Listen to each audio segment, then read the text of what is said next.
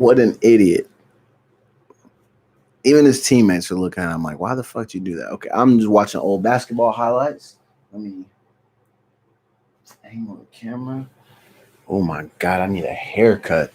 Welcome to the Memecool Jackson show. The vibe is cool in here right now because I'm thinking of some funny things. And then I'm going to start laughing hysterically, and then I'll tell you guys. Give me 2 minutes. Damn, there's already 3 people watching this? Damn, you niggas ain't got nothing to do, huh? It's like, oh my God, we got to rush to watch this fucking shit. This is a good show, though. Sometimes. Most times. Sometimes. What's today? Today is July 37th or August 15th. I don't know. What fucking day is it? July 9th, I think, is the correct date. This is episode 28 of season 2. I'm in 2 seasons of this show. Be on the lookout. Gone in September, dropping soon. Or maybe it's not. I don't know. Is it a video? Is it a whole mixtape? Is it one song?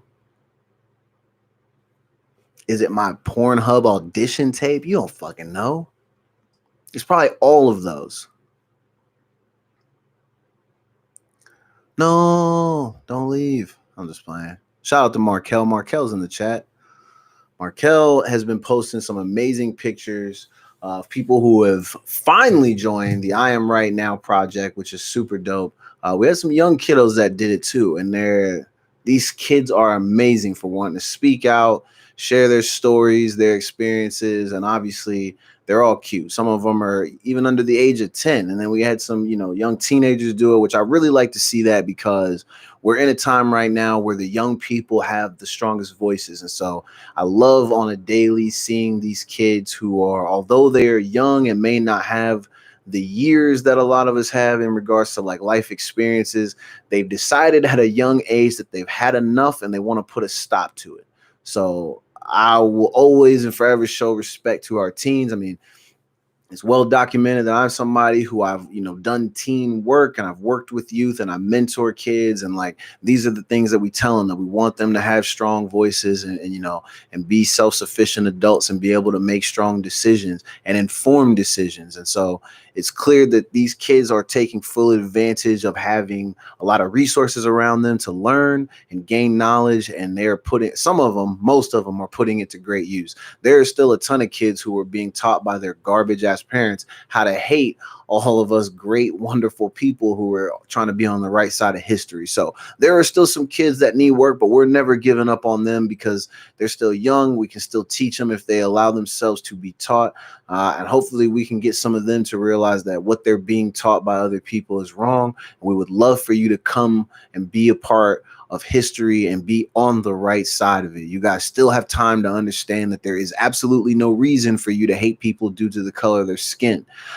So shout out to Markel for doing wonderful things with this project, getting as many people involved as she possibly can. As you guys know, I was also involved. I never looked better than in these photos.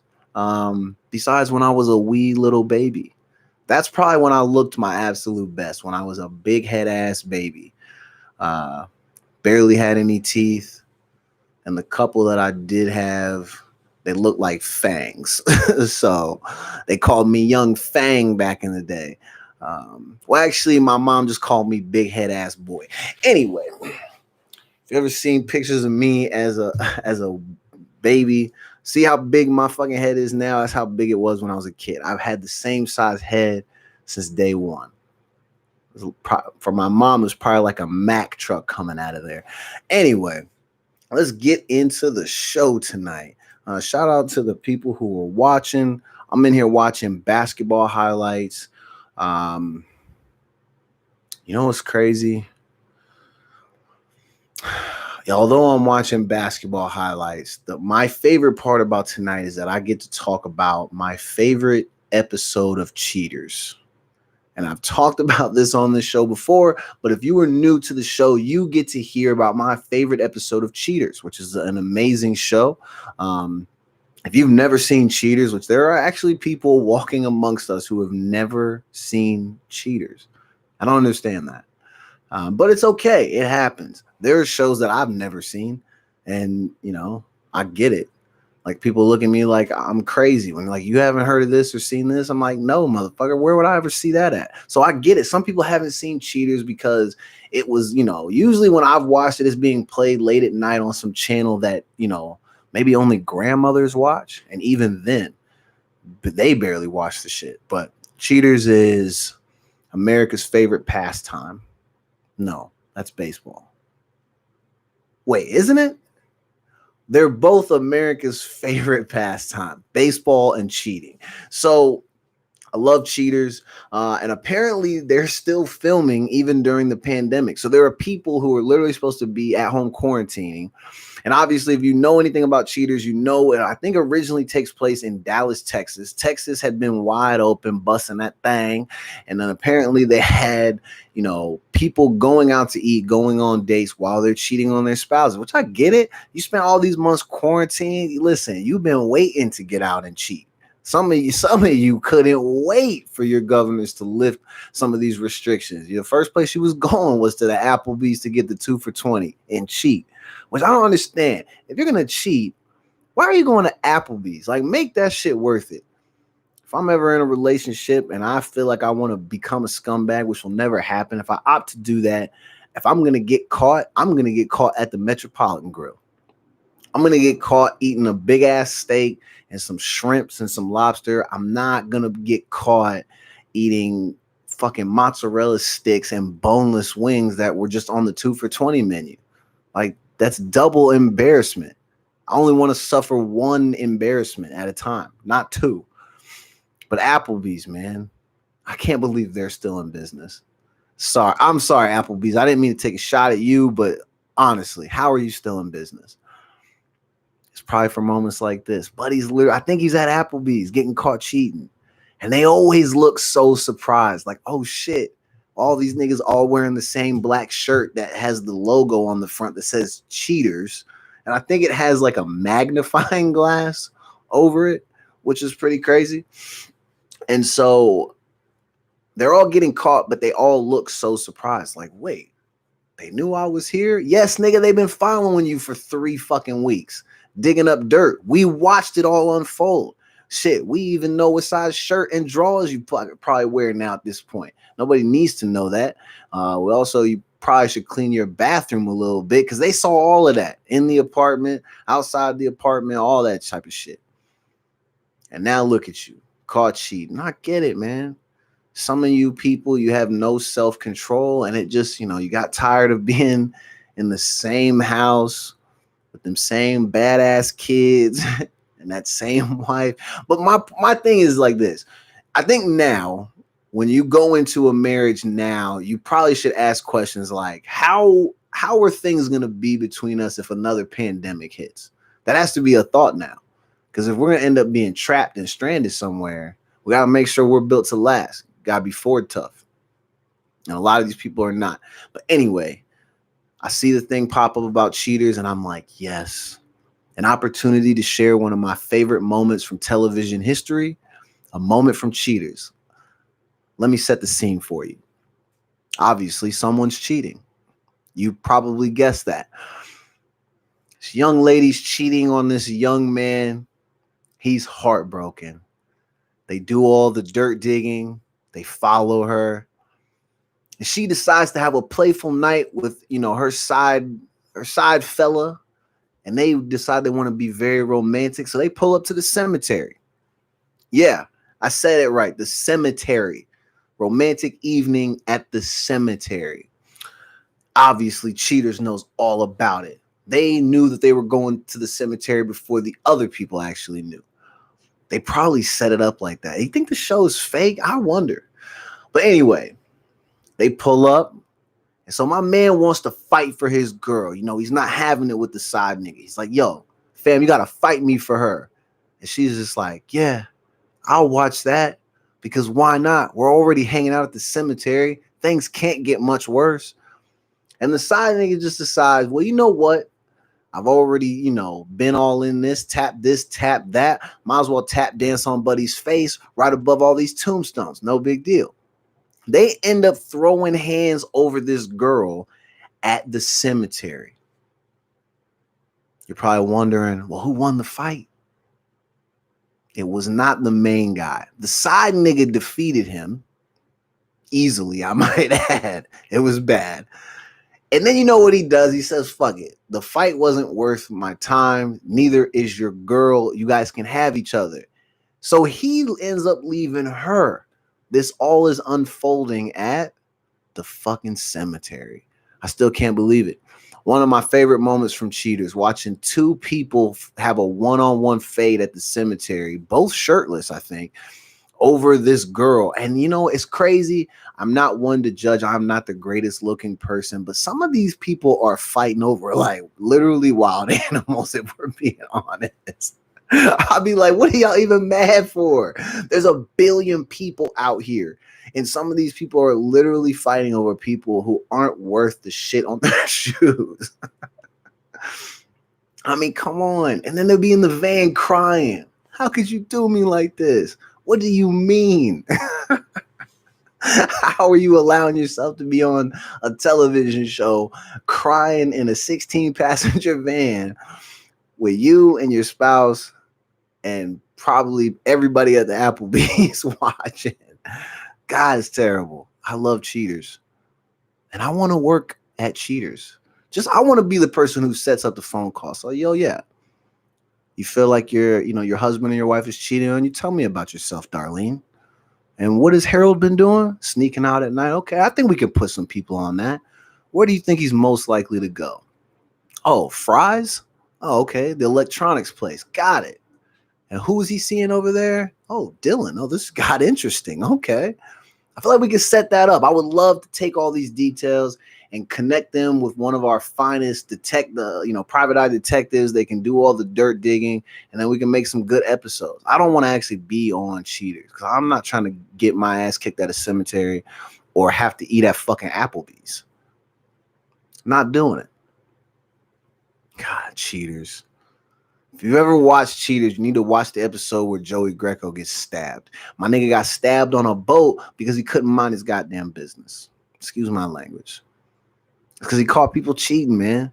Could you imagine if you're the host of that show, and then if one of the people is like, yo, how'd you even find out I was doing all this? And then your girl or the guy goes, because of him, and they point at you, and then somebody just pulls out a big-ass knife and then goes to stab you over that shit? Oh, my God. All because they are cheating. You're not even the cheater. You're the middleman. You're some fake, bogus-ass mediator. And he does a terrible job, too. He doesn't even try to, help them. I think they call him under, thinking that, he's going to help me, fix my relationship. Nah, he's just going to help you catch them at the Applebee's. And then he's going to watch you embarrass yourself. And then he's going to collect a big check. He had that stabbing coming probably then. I mean, no. We never want to see anybody get stabbed. Never. But if we're being completely honest with ourselves, I mean, he's getting involved in people's business. I get it. I still can't believe Buddy stabbed him on a boat, though. Because if you stab someone on a boat, do you make them get out of the boat and into the water so you can flee? Or do you just stay on the boat with them? You just stab a person and y'all just kick it? And then, do you float in or, do you actually turn the motor on and then, go back to the dock? I don't know. What would I do? Why am I on the boat? I'm not getting on the boat because that's where a stabbing happens, apparently. Shit is crazy. All right. You know what's crazy? Track Talk Radio has literally been listening to music for mad long. So now that it's 7:15, I'm going to intro the show in 1 minute. I'm done telling stories about cheaters. We're live on Track Talk Radio every Sunday, Tuesday, Thursday from 7 to 9 p.m. Pacific Standard Time. Not specific, Pacific. For all you dum-dums out there. I feel like I get one of those once a month. Yo, my man, what time's your show? Okay, 7 p.m. specific time. Okay. No, nigga, it's not. I gave you the specific time, but it's Pacific time. Idiot. 30 seconds. Oh my God, Kobe, don't dunk on Yao like that. Oh my God. Kobe. Oh.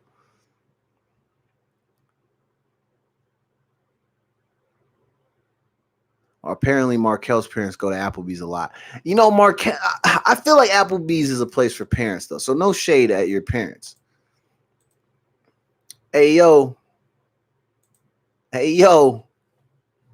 Welcome to the Meemco Jackson Show. You're tuning in live on Track Talk Radio. Hope you were enjoying the music.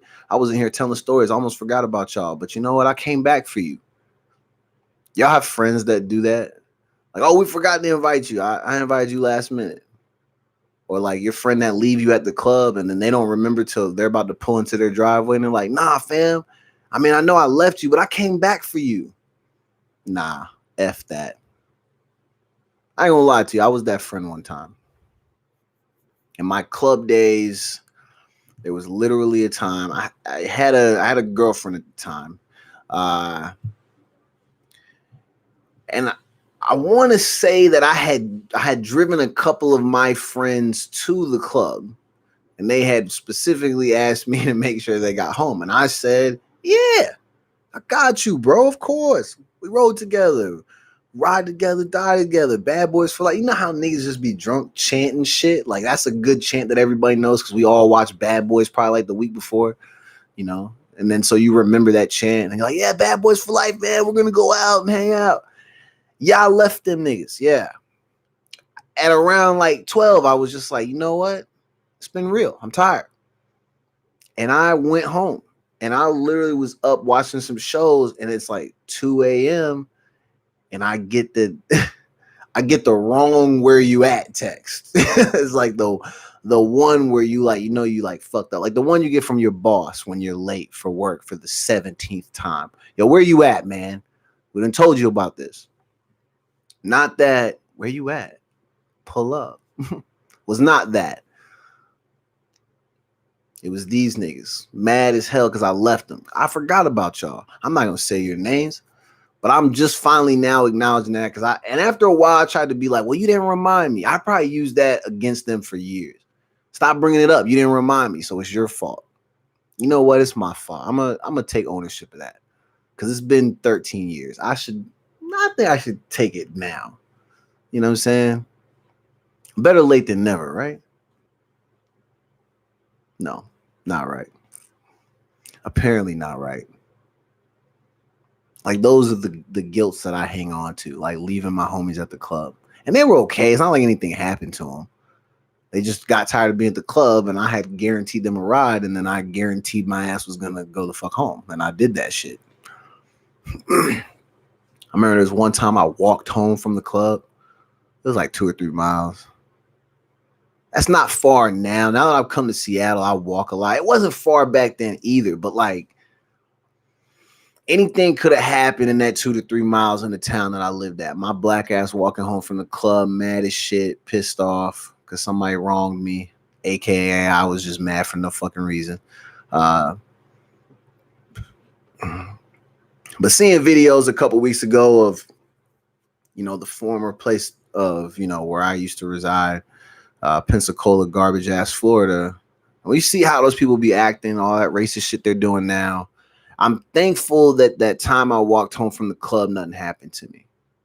Not that it really would, because that little area I don't think is like that. But honestly, you never know, because people could have seen me just driving home and they could have been like, yo, you trying to have some fun tonight? Let's go fuck with this dude and maybe just pull him behind the truck or something. And you're probably thinking, oh my God, that's such a crazy scenario. Yeah, that shit has happened before. So it's not that crazy. I read earlier this week that we had another young gentleman who committed suicide, hung himself from a tree. Who the fuck is really doing that? You know what? I feel like tonight's the last night. And you know what I'm going to do? I'm just going to go to the nearest city hall or federal building. And if they have a nice tree, I'm just going to, you know, set myself up and then call it a day. Like, that seems like way too much planning.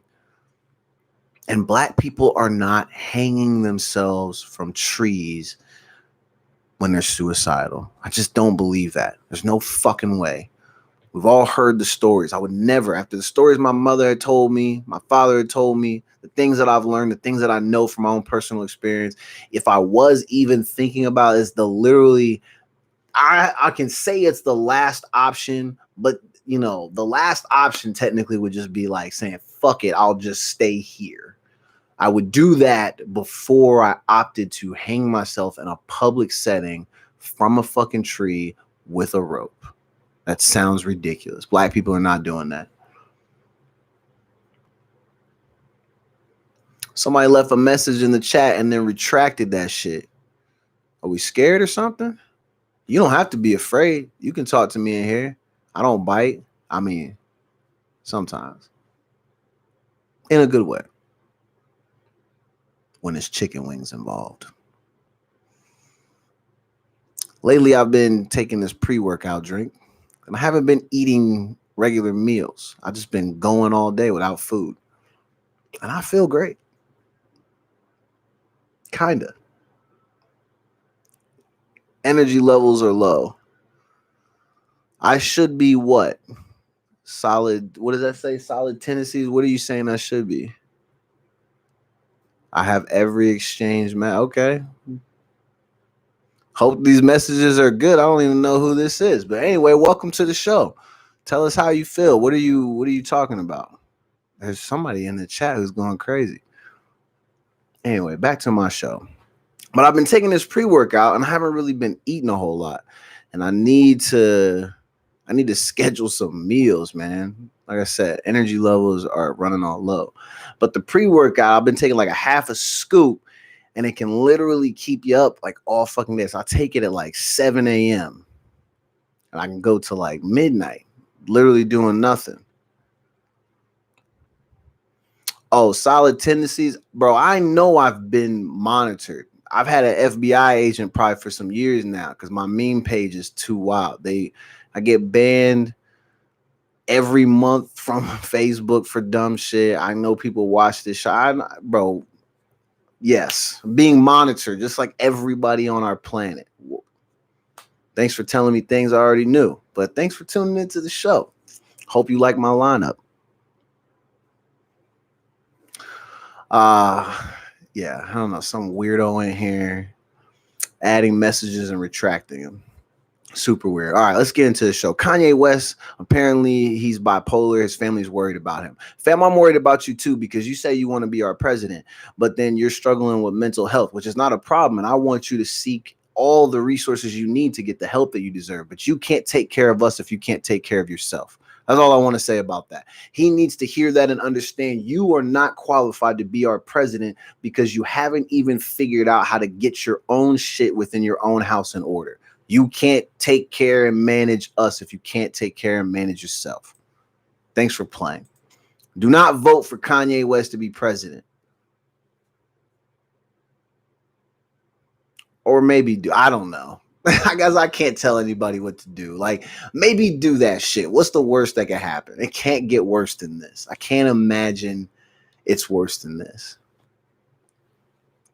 But I could see Kanye being president and like every room at the White House is just like a different place for him to make beats.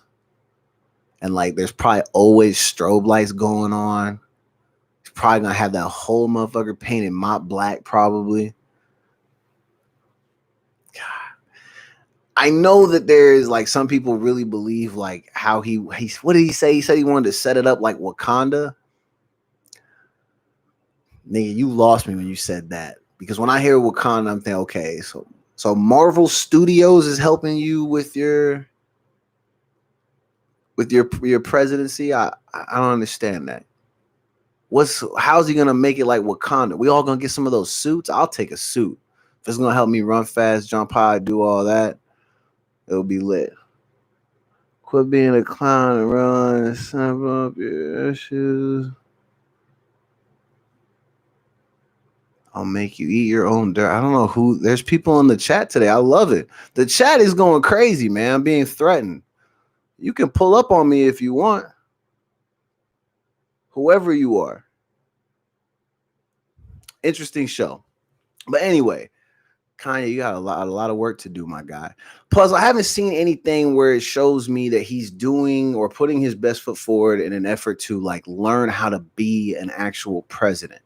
That would be my thing too, because overall it's still a job. So like, what ultimately makes you qualified to be our president? We're already working with somebody who doesn't seem like they are the most qualified candidate for the job. So what is Kanye doing to separate himself from everybody else in order to show that he is qualified to have this job?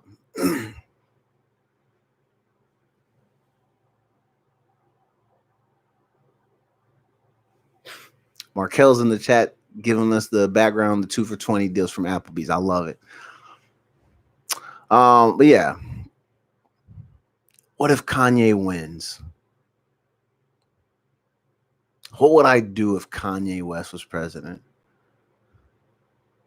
I guess wait for the new national anthem to drop, because I feel like the second he becomes president, he's probably gonna like every song that they have about America. He probably already has a cold beat ready for that.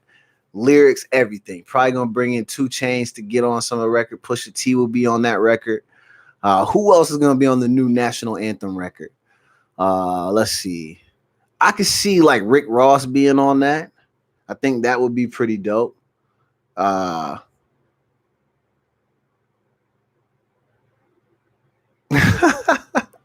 love the people still dropping in saying they're watching me. I'm glad you guys are watching, man. Enjoy the show. Just pipe down, man. Let's like say something productive in the chat. Tell us how you're feeling about Kanye West being president. What are your thoughts on that? See, they're not saying anything. I need to know what you think, man.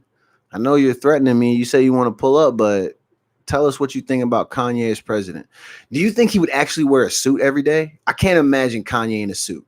Or is he just going to show up to every White House briefing like with a Gucci belt and like a Kanye West Egyptian cotton t-shirt? You remember when he was selling those? Me and my man James just talk about that all the time. Like, could you imagine paying $400 for a t-shirt? $400 for a t-shirt. How? And I don't really know what Egyptian cotton like even really feels like, but like, is it 400 worth? And it just was a plain white t-shirt. It wasn't anything special. It looked like, when you buy the Hanes pack at Walmart, and maybe when they give you like the bonus one, when you get 6 instead of 5 t-shirts, it's still like $17. How I'm getting 5 for like 17, and Kanye West is charging 400 for one shirt. And you know what happened? I feel like the first I'll put it on, I'll be like, oh, I'm about to be fresh tonight. I probably would walk into the kitchen before I walk out of the house and spill something on it. That would be my luck. And with my luck, it will be something that I probably wouldn't be able to get out of the shirt. So there would always be some like, it would look a little bit dingy in one area. Because my stupid ass, like, I'll eat a popsicle before I go to the club or some shit like that. And I'll end up spilling popsicle juice all over the $400 t-shirt. Whole club night ruined. And that's my thing. I'm only going to go back to the club once I'm able to buy 2 Kanye West t-shirts and not have to worry about losing $800. That night I'll go to the club. I'm going to take both t-shirts because I know I'm going to spill on one of them. And I'll have the backup. I know that does not seem fiscally responsible, but if you get to the point where you can just randomly buy 2 of those t-shirts, that means that money probably ain't a thing. Either that or, probably just an idiot. I don't know. $400 for a t-shirt. That's crazy. SZA. What do we think about SZA? SZA seems to think that she's the queen of R&B. I feel like general consensus now would probably say that Beyonce is probably the queen. The internet was confused today because they wondered who told SZA that she was the queen of R&B. She said it as if like people have been saying it. And I want to say that like 2 years ago when she had dropped one of her projects, I feel like people were talking about her as if she was going to be like the next best thing. And so maybe after that one project, maybe she got a little bit too hyped up. Who knows? But it got me to thinking, when people drop projects, and some of these people only drop one great project and then we hype them up forever. And so I wonder sometimes, do we give people too much credit when they have one great project, whether it be music, art, uh, acting, movies? Like, you have some of these people who, like, they really do really well in one film, and then it seems like everything else after that is like very flat or not as good. I don't know if that's to be said about SZA, because I can only name one of her songs, which I think is called Broken Clocks. I think that's a fire record. But when I listened to her other stuff, like, I will say I liked it. It was good, but it wasn't something where I was like, oh, go back to this cut. And like, I remembered the name. I only remembered the name of the Broken Clocks one because I was like, this record is fire. So I could see when I hear that record why people might be like, oh yeah, she was about to be great. But like I said, I am a little bit confused because of the fact that, like, she came out recently over the last couple of days and was like saying it as if, like, for years we had been saying she was the queen of R&B. She's like, it's getting tough out here. Being the queen of R&B, we're like, the what?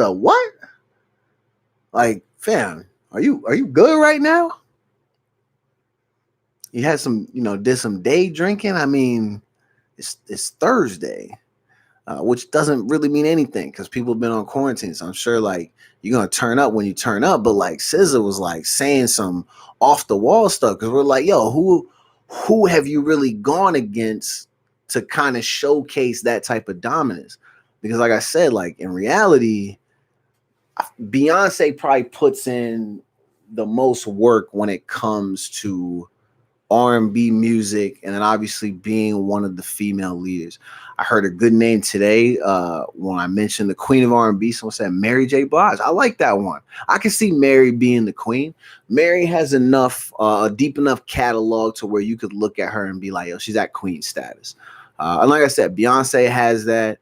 I think Whitney Houston's catalog was deep enough to, like, achieve that type of status. Alicia Keys has that catalog. But SZA, like I said, I can only what is it, Broken Clocks. That was it. I don't know. I'm sure her stuff is fire. I can't imagine that she had that song and then everything else was boo boo. I know that can't be true. But shout out to SZA for talking her shit. If you want to be the top dog, just say that. I mean, shit, people scoffed at T.I. when he at first came out and said he was the king of the South. And then all he's done forever and the day since then is just prove that. I mean, in a sense where we have, obviously you could look at music and you say there's going to be multiple great artists. So many people, but like T.I. really stood on that, and he has maintained that position. So we have seen him recently decide that he wants to take down 50 Cent in a versus battle. Are we here for that or not? And who do we think is going to win? Ooh, I don't know, man. I love T.I.'s catalog, and I can say that I think T.I. had always gotten better over time. But when 50 Cent breaks onto the scene, 50 was a different type of breed. But even as a really big 50 Cent fan, I can genuinely look at his career, and you can see where when he came in super hot. And then, like, Get Rich or Die Trying was fire. And then, like, The Massacre was cool, but it was kind of just okay. And then you start to see his projects start to kind of become less. And I wonder sometimes if maybe it was that because he was trying to put a lot of other people on. Like, you have Focus on Lloyd Banks, Tony Yayo. They had that little brief stint where he was kind of like helping the game get his career off and running. But who knows, man? And now he wants to battle T.I., or T.I. wants to battle him in a versus battle.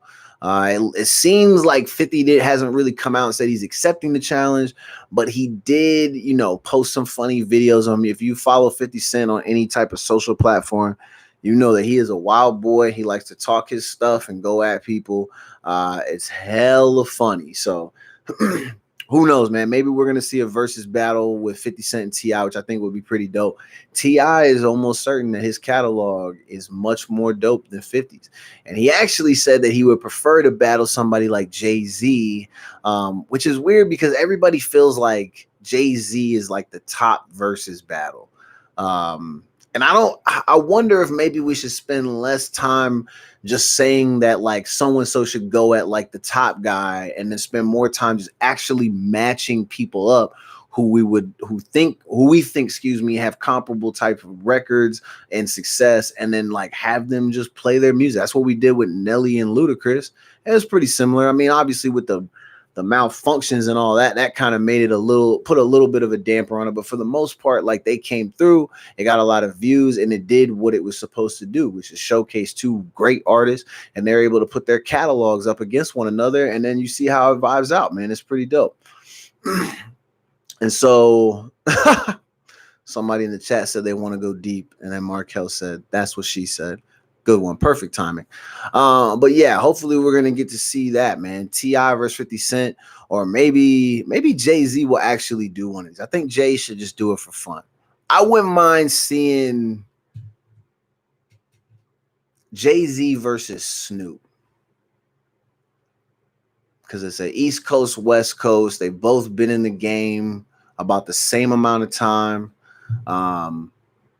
They both have put their respective cities on their back at one point or another and held it down, you know, for the culture within hip hop, and just they've been a part of some craziness over time.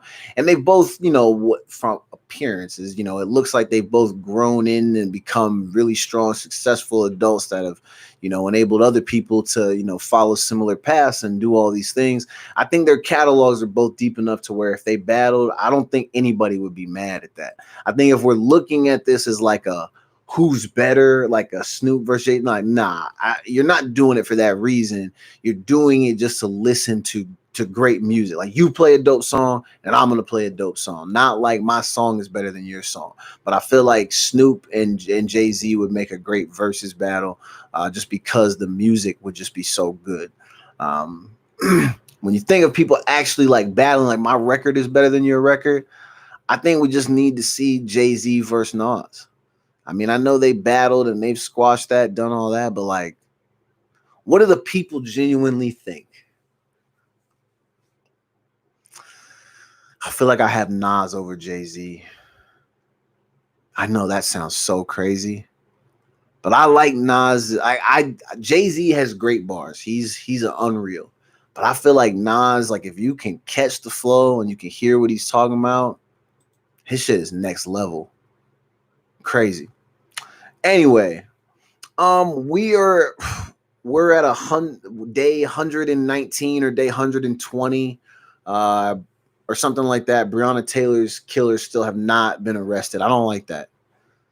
I'm not understanding what the holdup is.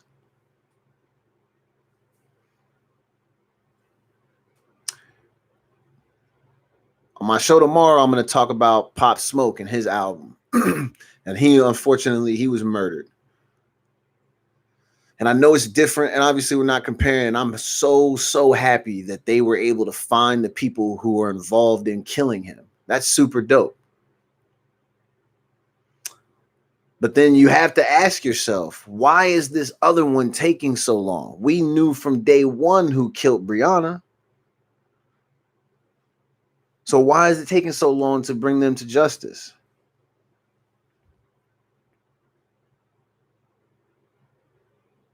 It's unfortunate. Bree, you deserve better. We're doing everything we can to get you better. So that way, so much time doesn't pass that they just think that this shit is cool and that we're just going to forget it. We refuse to allow you or any of our brothers and sisters to be forgotten about. It cannot happen.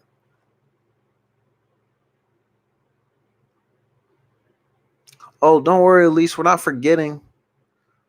I didn't bring up Breonna as a way to talk only about her, not about other people. We're not even on no shit like that. It's not about forgetting one or the other. The thing with the Breonna thing is that it's important that they be brought to justice because you see how that situation unfolded.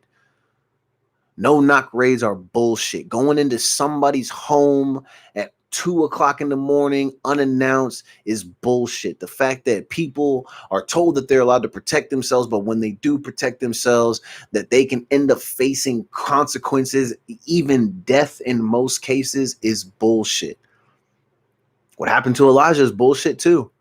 I mean, we can literally turn this into a show where we literally just highlight the different people. I would have 300 different episodes just for that.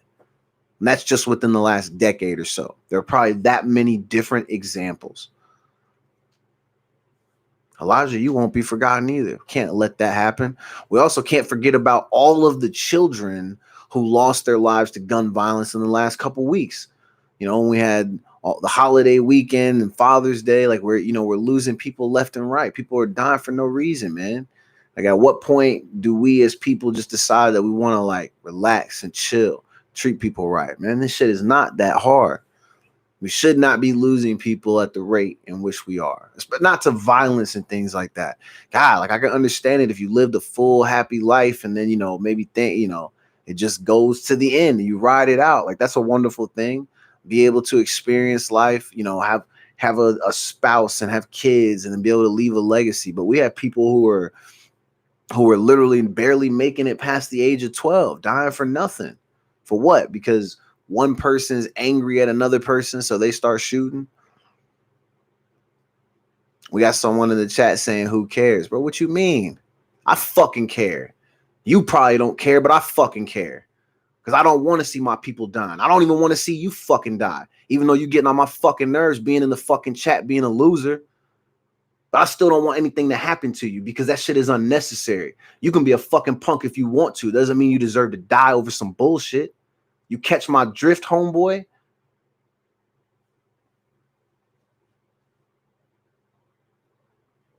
Yeah, I'm the moron. I'm a moron because I care about people. I believe in the power of people, so that makes me a moron. I don't want to see people be killed for bullshit reasons. I'm a moron. You're right. There isn't a lot that we can do about it, but I can do this. I can always continue to make enough noise to where people will hear it. Like I said, you may not care, but there are people who do care. Such is life. Thanks for checking in, friend. But anyway, Elijah McClain, we definitely will not ever forget you. Man, it's crazy, man. A young man so full of life, such a great spirit. And I mean, you think, was Elijah like he was 19 or something like that? 19 years old. How much life has a person lived at 19? For some people, it's not a lot. There's still so much to be experienced well after the teenage years. A young man who's just being friendly within his own community, showing love to everybody. Man, you see videos of him, you hear him talk, you can just tell he was not on that type of bullshit. Taken too soon. Shit is crazy.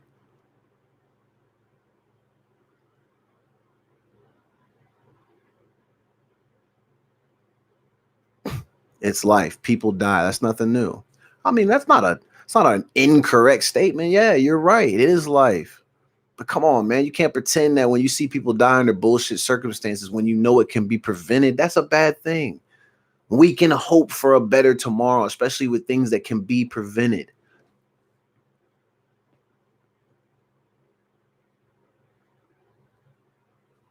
It's crazy. They in the chat arguing now, but it is what it is, man. Nothing can be done. Well, something can be done. Conversations can be had. They're being had right now.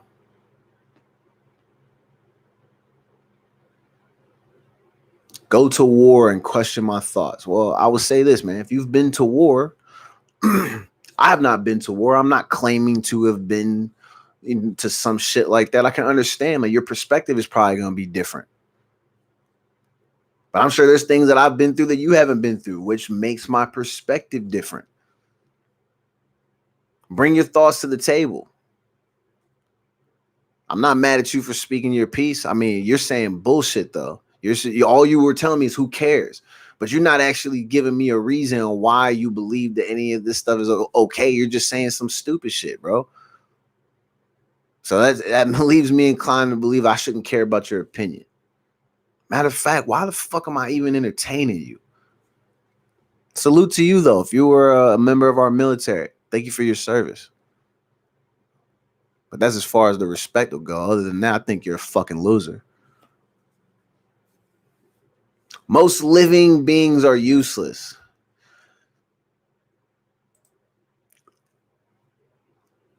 Hard to argue that.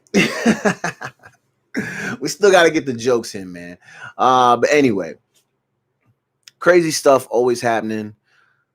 We have a lot of brothers and sisters who are falling due to things or circumstances that can be prevented. We would like to see change when it comes to that. We would like things to be different, man. It's hope. That's it. One of my favorite movies growing up as a kid, which I don't know why this is my favorite movie now that I'm thinking about it. There's a movie with Martin Lawrence, and it's called, what is it called? A Thin Line Between Love and Hate. I don't know why this is one of my favorite movies as a kid, because as a kid, I did not understand a damn thing that was happening in this movie. I just remember that Martin Lawrence was in it. He's hella funny. Bobby Brown was like his best friend sidekick guy in the movie. And Bobby Brown was a dancer and a singer. And, he was famous. And we love Bobby Brown, So the movie is basically these two guys. I guess they run a nightclub, I think. And, Buddy's kind of a player. So they kind let me stop. They don't they use the access that they have by being nightclub promoters and managers, and they use that to pick up girls. Yes. Martin's character ends up meeting a nice young lady, and they hit it off, but he goes through his regular spiel. He kicks the game and da-da-da-da. She starts to like it, but what he fails to realize is that because he's playing with her emotions, he doesn't understand that she's somebody that's not having that shit. So after he kind of breaks her heart a little bit, the movie starts to unravel, and you start to see all these things happen to him because she's, she is rightfully upset. I will say that. I'm not going to just say that she was going crazy, but she was rightfully upset. And so she then kind of, I think slashing of the tires, busting out the windows, causing problems at the job. It's like a whole thing. And then at the end, she basically gets to a point where she has him cornered. He's all beat the hell up, damn near killed. And then his best friend in the movie, I think, is not Regina Hall. Damn, I feel bad. I'm blanking on her name, but she was Ice Cube's sister on Friday. Her name has escaped me. I feel bad. But she ends up basically saving him from her. I forget how sister ended up getting killed. I think they threw her out of a window or something, but they land in the pool. I think she drowned. I don't know. I got to watch it again. It's been a minute. But I used to love this movie. And then it got me to thinking, because they posted something today online that said, it was like a debate. Who is the villain? Is it Martin's character, or is it the lady that he was involved with? And at first jump, you want to be like, well, it can't be Martin because he almost got killed, right? And you're thinking, oh, it's a petty reason to physically attack somebody because you're saying in your feelings dismisses it. But because she felt a certain type of way based on decisions that he made. And so it is a little bit crazy to throw a brick through a window, try to burn somebody's house down. What else did she do? She did something crazy, even to his friend. He tried to hurt his friend, which was crazy. So it's you're hurting my man's best friend because you feel maybe there's a chance that they're involved. That's just off the chain. So it was what's the question? Who is the villain? First, I said it was her. But obviously, the ladies in the comments, they make a good point. If you look at what Martin did and all that his character, and you look at all that he put the young lady through, you cannot be surprised if you're at the same time you're doing all those horrible things, if you're also unintentionally putting your life on the line. I mean, there's no way to know, but at the same time, like I said, he kind of did it to himself. I don't know. Maybe he is the villain. And I just didn't realize it. But it was kind of like the same thing for a long time. Like when you watch like the Office, it always looks like Jim is kind of like just the greatest guy for Pam. But there's a whole group of people out here that like they analyze the show to the point where like it'll have you thinking that Jim is low key kind of an asshole and kind of treats her a little bit terrible. And I forget what some of the things are, but some of it is like they use like the buying of the house, for example. He just bought his parents' house without even asking her, or like how he took the job in Philly without really like consulting her. Like, so, they start to break down the fact that like it's not really a real like partnership and marriage because he's kind of just pulling all the strings. And then like, she ends up being like the last one to know. That can trigger all these thoughts and feelings that can put a person in a space to where like maybe things can get real. You know what I'm saying? And so I always think that's funny because like that's shit that I never noticed. But then there are also people that think Pam is kind of garbage too, because like she's with Roy, but then she's like entertaining Jim and making Jim feel like he has a chance. When Jim shoots his shot, she rejects that shit like Matumbo. Blocked that shit all off the glass and into the 10th damn row. But then came back immediately and turned it over and allowed him to get the dunk when he kissed her. Because she kissed him back and then told him immediately after that she couldn't be with him. And like, it's like those games. And so I think when you think of that movie I'm describing, Thin Line Between Love and Hate, my man he said and did all these things and gave her the impression that she was about to be, whatever. And maybe he was. And then maybe when he realized things was getting a little too high, he tried to cut out, but he was trying to cut out on the wrong one. She just wasn't having that shit. So I don't know. It's crazy that I never noticed that. And I'm always like, yeah, I love that movie ever since I was a kid. Why was I watching that as a kid? That's grown up shit. Even now I don't want to watch that movie. Cause then it like forces you to be like, wait, do I do shit like this? I mean, I'm sure I have. Yes, I have. Am I proud of it? God, no. I feel like a terrible person for knowing that like I've put people in those spaces to where there's a chance that they maybe want to cut me because I've misled them when it comes to like what our relationship status is or where we might be as a, or if we're even going to be something as a we or a unit of some sort. That's why you just gotta be upfront. I feel like as you get older, the smart men start to realize that,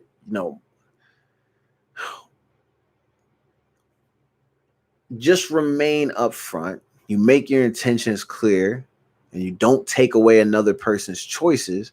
Most people will be cool. Or you have to, like I said, allow them to make their choice. And if they decide they want to walk away, you got to be okay with that. But some people, they want to finesse the situation because they're afraid of the potential loss. Like you shouldn't have to do that. And that's why I say even like, young lady on the movie, like kind of turning up and going a little too crazy. It's like, you're really tripping over one guy.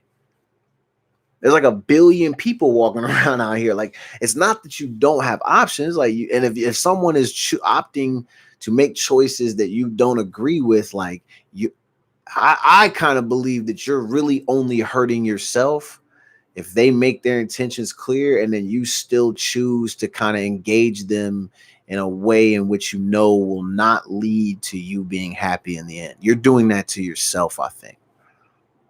But I don't know. It's crazy stuff to think about, man. Crazy stuff.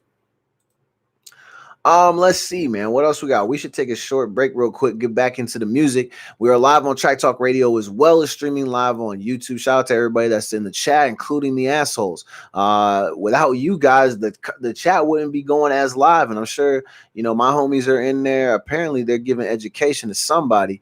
And it looks like everybody's, having a fun time. Or they're probably not. They probably hate it. But I don't know. It seems like it's fun. I'm not reading that shit anymore. We got a show to get through. Because I got to tell you about how after I worked out this afternoon, I noticed something about myself. And I'm going to tell you as soon as we get back, man. We're live on Track Talk Radio. This is the Meaningful Jackson Show. I'm your wild and inappropriate host, Meaningful Jackson. the dustiest radio DJ. Oh, DJ Cold Cuts, aka DJ Pocket Biscuits, aka DJ Beef Snack, aka Toilet Boy. That's not a good nickname. Loaf of Bread Boy. DJ Loaf of Bread. I like that one. And DJ Toilet Boy. I like that one too. Because, the hits keep spinning. I'm lit. All right, man. We'll get in this music and then we'll be right back. All right, the music's playing. Like I said, I'm not sure what was cracking in the chat. I don't know why people. I mean, listen, yo, these are our first trolls. That means we've kind of made it over here. I like it. Or I don't know. Maybe they're really just hating. I don't know, man. You guys should just come back next Sunday. Not next Sunday, this upcoming Sunday. No, because I'm not doing YouTube. So next Tuesday, I hope you trolls come back. Or stay in here until the show ends in about 30 minutes. The live stream cuts off at 8:30. And then the station cuts off at 9. So stay tuned on Track Talk Radio for the last half hour of the show, which is just music, basically. But let's see. I don't know. I can't see it that far. They're in there rapid fire typing. I'm not reading that, but I don't know. The show feels good. It's going to feel good to crush this WNBA owner. I don't understand why there's somebody who is a part owner of a WNBA team and is like being racist. Like, you're an owner within one of the sports where like most of the people that help you generate the money that you make from it are black. Why play yourself like that? Like, were you not watching Donald Sterling when he was ousted from owning the Clippers for being racist? You realize, as far as I know, unless things have changed, I'm pretty sure that like the same type of governing body that governs the NBA also does the same for the WNBA. So do you not think that they're going to come in and figure out a way to remove you? They did it to him. They'll literally come in and be like, hey, you once owned this team and now you do not. We're going to find somebody to buy your shares. Like, and I'm sure that it doesn't work as simple as that, but I'm sure to some degree it kind of does when it comes to things like this. They probably are not going to allow her to own the team for much longer based on the comments that she's made, but we'll get into that. We'll also get into how I learned today that the song, like that really famous ice cream truck song that we all used to hear for 10 million summers, apparently was a song that apparently is deeply rooted in racism. I always love to bring these things up because it's funny when you hear this after all these years. Because, when my fat ass hears the ice cream truck song, I'm just thinking ice cream Sammys, the little push pops. I'm thinking about all the snacks, that because I'm trying to, usually if I'm chasing the ice cream, it's because I'm purposely trying to pack on the pounds. But you get the workout in before you get there because you have to chase him. For some reason, he won't act, it seems like the ice cream person won't ever stop unless there's at least 8 kids running behind the damn SUV like some fucking dogs. And so we all got to chase him. So you get a quick workout and then you eat 5 ice cream sandwiches or 2. I don't know. Nah, it wasn't 5, but 1 or 2 of those bad boys during a hot summer day, that'll make the whole day worth it. If we don't do anything else, we have to chase the ice cream guy. But apparently that hit that he had been playing all loud and shit out the damn freaking window is some racist hit. So we're going to talk about that too, which I thought was crazy. What else do we got going? Unfortunately, we have to talk about Miss Naya Rivera, which is such a sad story. Apparently, she went out. From what I was seeing, it seemed like she went out on like a little, Sunday afternoon little getaway with her son. They went on a boat, and apparently they found her, and her son's like 4. Apparently, they found her 4-year-old son on the boat, but she has been nowhere to be found. I guess they're starting to get the vibes now after a significant amount of time of search. Well, I say significant, but they do like a day or 2 of searching, a handful of hours, and I guess they're starting to feel like she probably drowned, which that is just horrible, absolutely horrible. So definitely, our thoughts go out to her family, to her son. It's crazy. I also for me personally, when I saw this earlier, obviously your first thought is like, damn, that's horribly, it's devastating for that child. But then I'm kind of like, but why?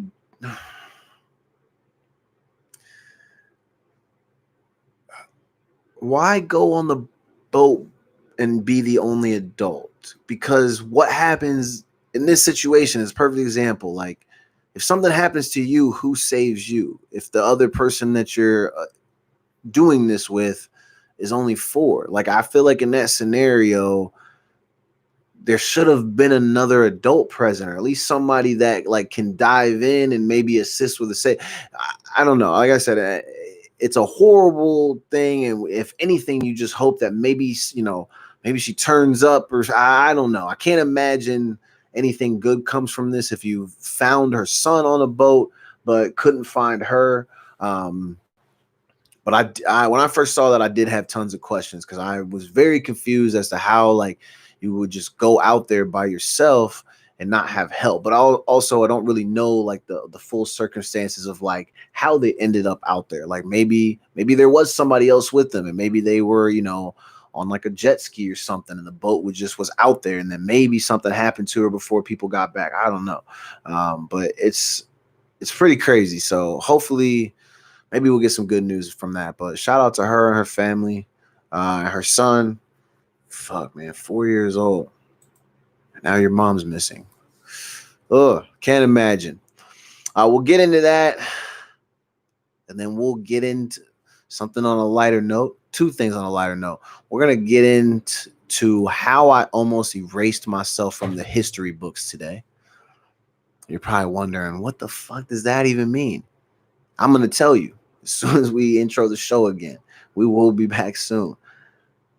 They're still going crazy in the chat. Hey, you know what? I have a feeling whoever this it's me person is, like, I feel like we won't be friends, but I feel like we're probably people that could end up like, you could just be here every week, just being the person who's annoying as hell in the chat. We would love to have you.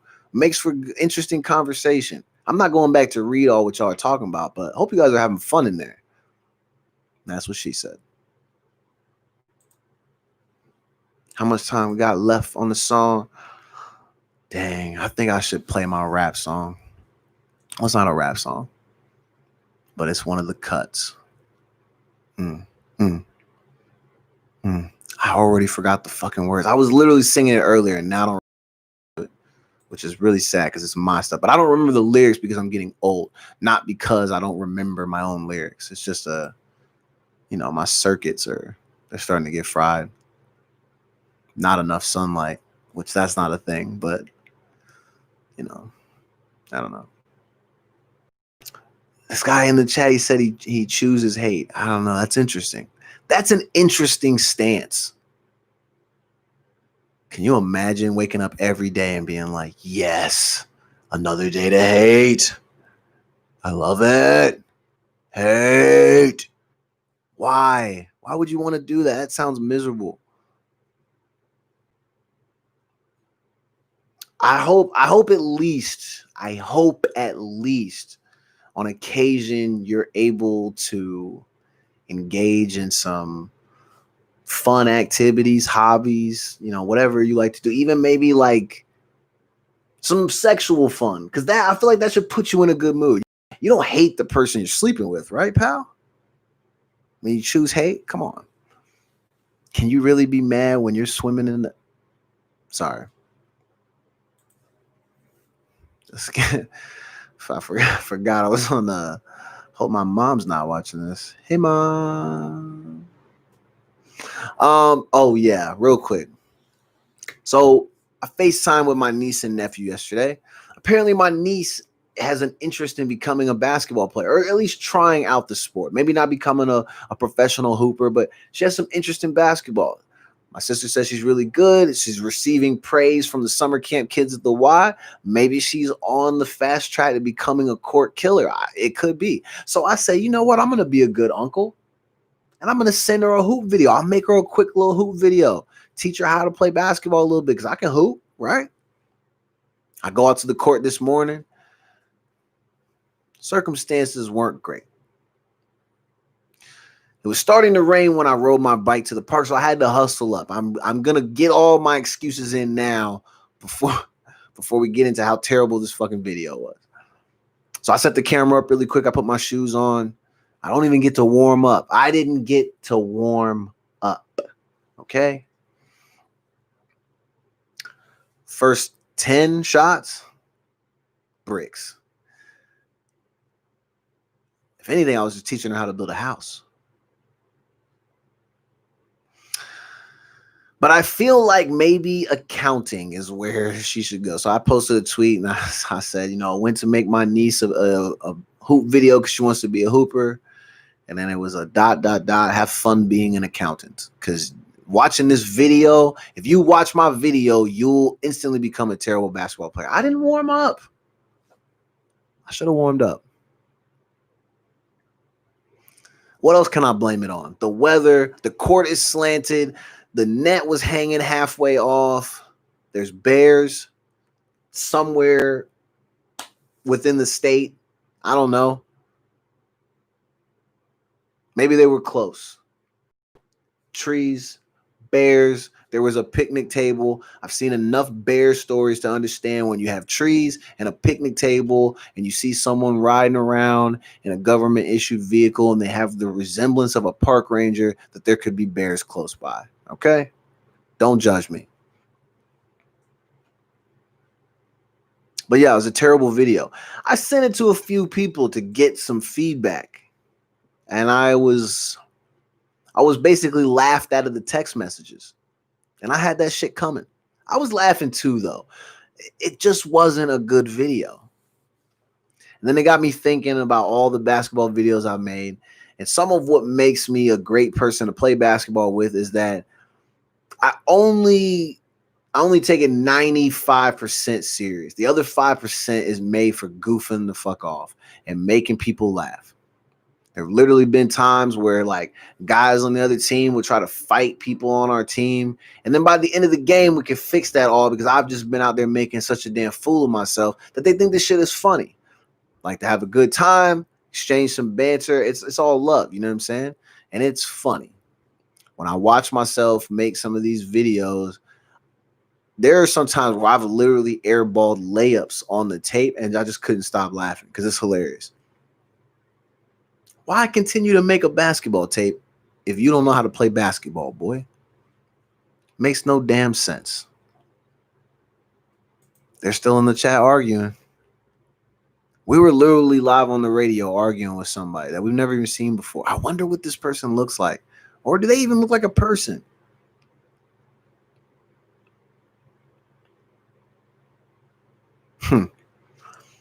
Very interesting. All right, let's check the time on the radio. We got another song. They're listening to Bobby Valentino right now. Turn the Page. That's a classic record.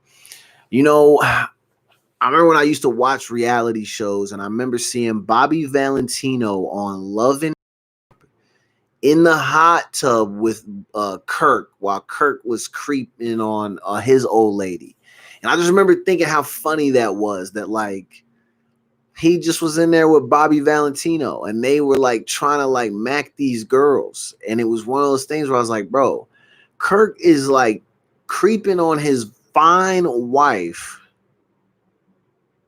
for these swamp monsters.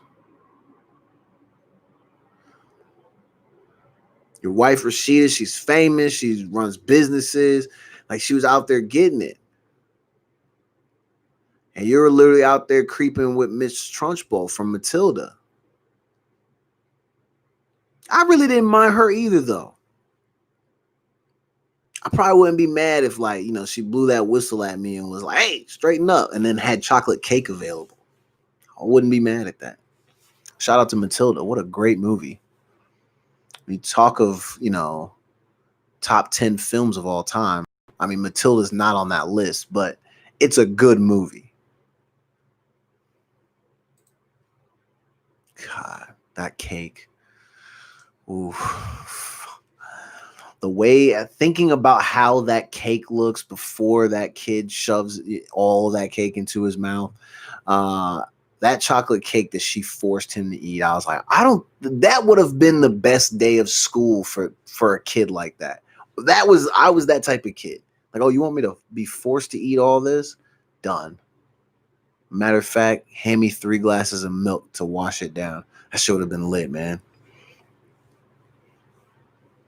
I remember one time me and my friend Keith, we went to this place called CC's Pizza. It's kind of like out here they have Round Table, we have CC's back in the South. And so Keith and I, we just decided that we were going to go in there and try to eat a minimum of 50 pieces of pizza each. They're not big pieces. So before people start wilding out, if you're watching this on the video, these pieces of pizza are maybe like that big. They're very, very small. But it's still, when you think of consuming that amount of pizza. Now, I will say this was not the first time that I had tried this. I tried this back in college, and I successfully did it. And I was absolutely sick immediately after, but I feel like it was worth it. But when I tell you that this was the most disgusting thing a human has ever done, imagine eating a little over 50 pieces of pizza, every bite dipped in ranch, and having more than 5 glasses of lemonade. Can you imagine the pressure my stomach was under? And the chute, the back end chute, the freaking hatch was probably overflowing, man. Surprised I held it together. I barely made it home, and I had to run to the bathroom, and I literally was in there for about a half hour throwing up. But like I said, it was worth it. Great moment. Keith and I ended up doing the same thing several years later at a CC's. I ate way too much pizza. It's absolutely worth it. And sometimes I think of, like, I wish they would have had a big ass chocolate cake at CC's, and I would have crushed that shit too. Terrible food stories. But I'm also very hungry. I haven't eaten today. And now I kind of want pizza and chocolate cake. A chocolate cake pizza. Oh my God. I wonder if there's anybody out there that can make that for me. God, they're still in the chat talking.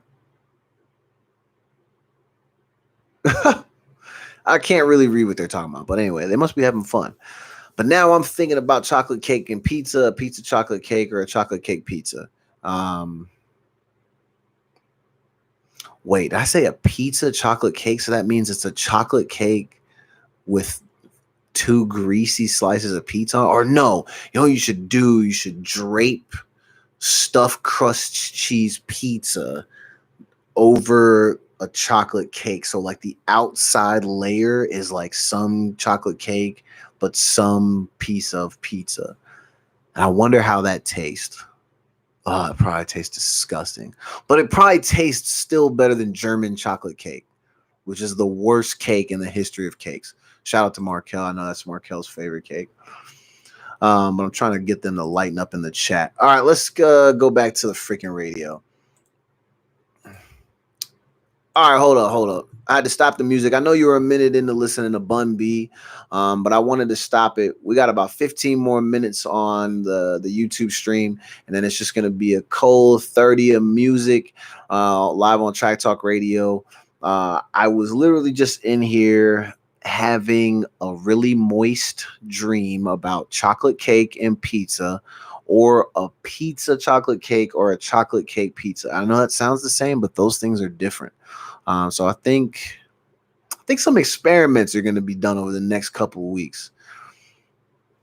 First, I got to learn how to make a cake, and then I'm going to get pizza and put pizza on it. And then we're going to go from there. I'm going to start slow.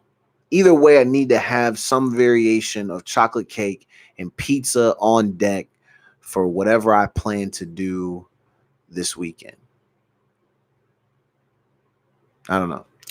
Anyway, shout out to everybody that's in the chat and who's viewing us live on the YouTube stream, as well as Track Talk Radio. Gosh, we still need to get Sherry on the show. I've been saying for weeks, Sherry, hit me back. We got to get you on the show. We need some Track Talk Radio updates. See where everybody else's shows are at. See how everybody's doing. Let's have some mental health check-ins, man. It's been a minute. We got to see how everybody's doing as our state has started to open back up and people are doing more things. So yeah, let's get a check-in. Anyway, we have a couple more stories left. This one is crazy. So we just watched a guy get a 15-year prison sentence because of him doing the craziest thing that I think I've ever heard of. My man went to a funeral. At a person's funeral, he shot into the grave. So he shot the deceased person during that person's funeral. He got 15 years. The crazy thing is that the police had already had him as a suspect for that person's murder, but they cleared him.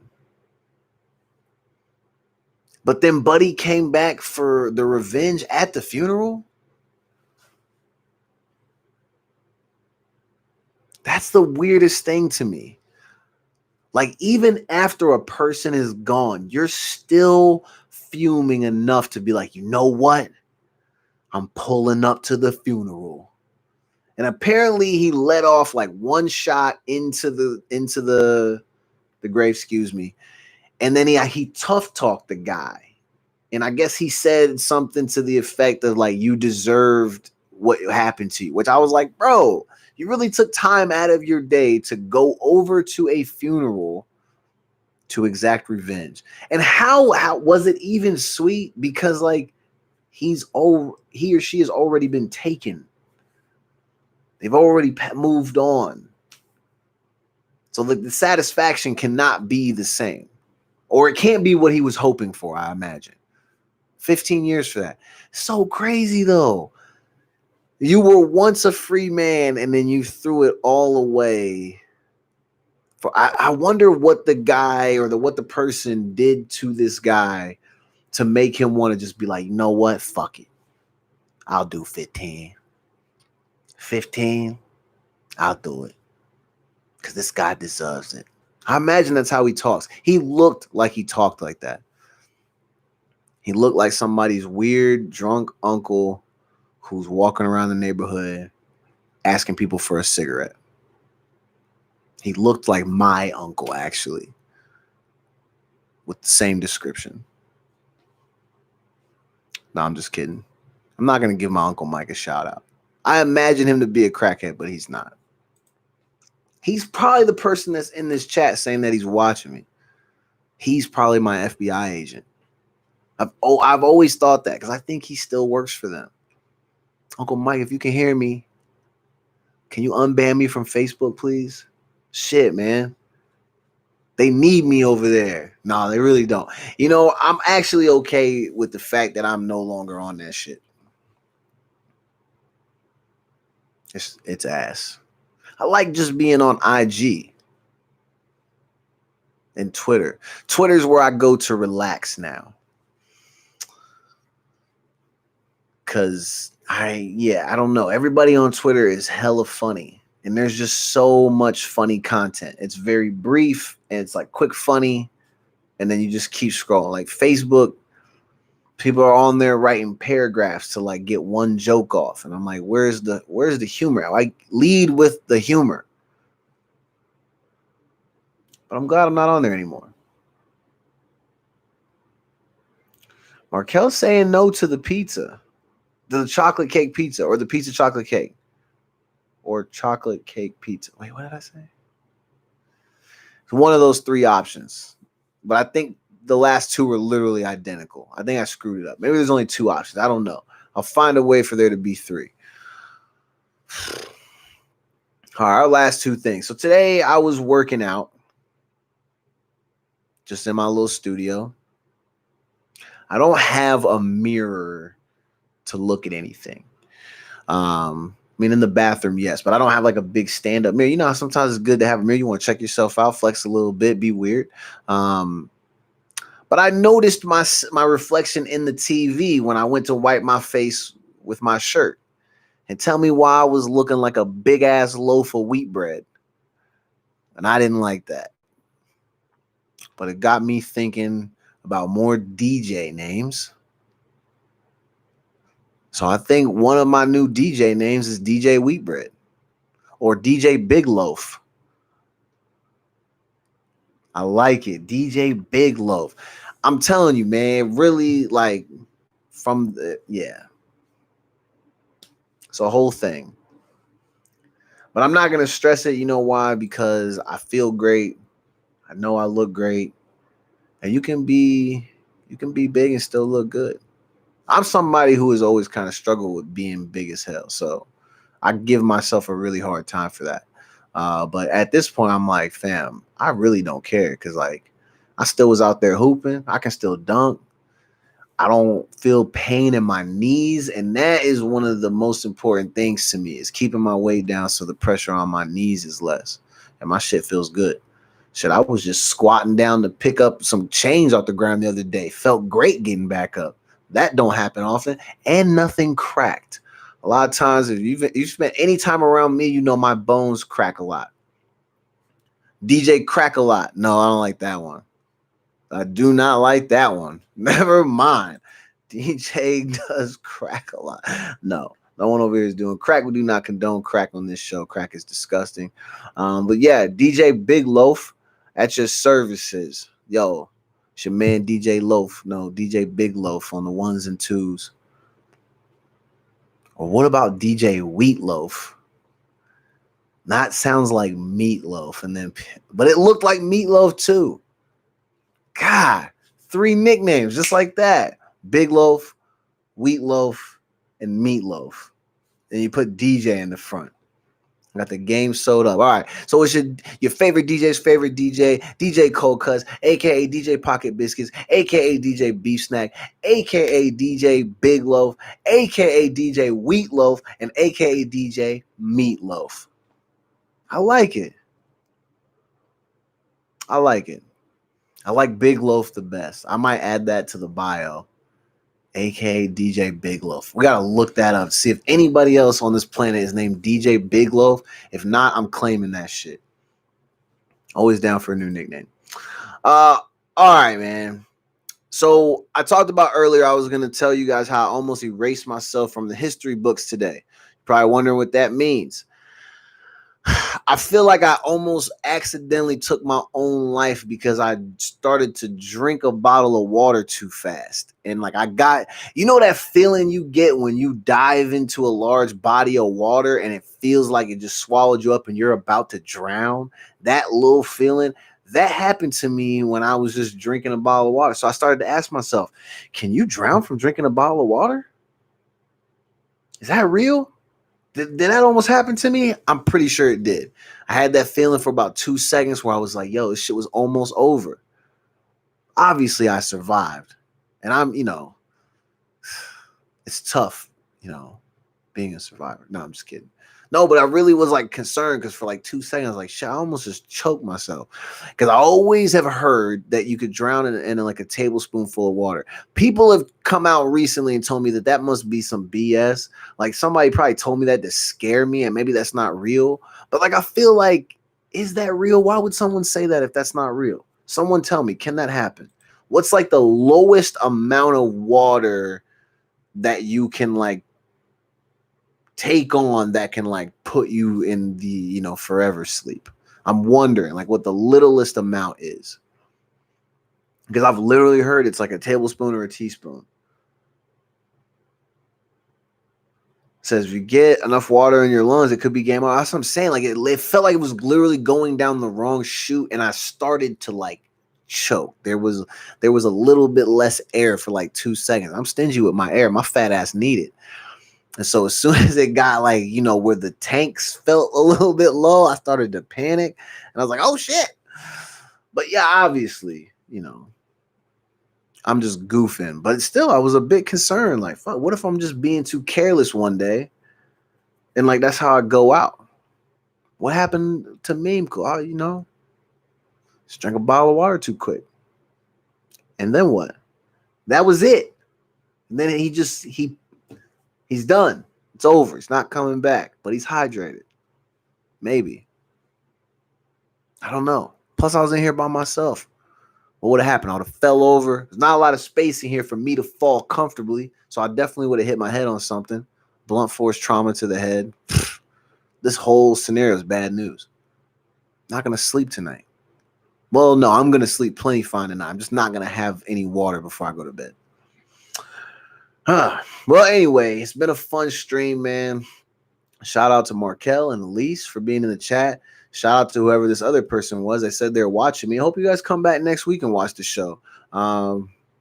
It's been a fun time. Really enjoyed you.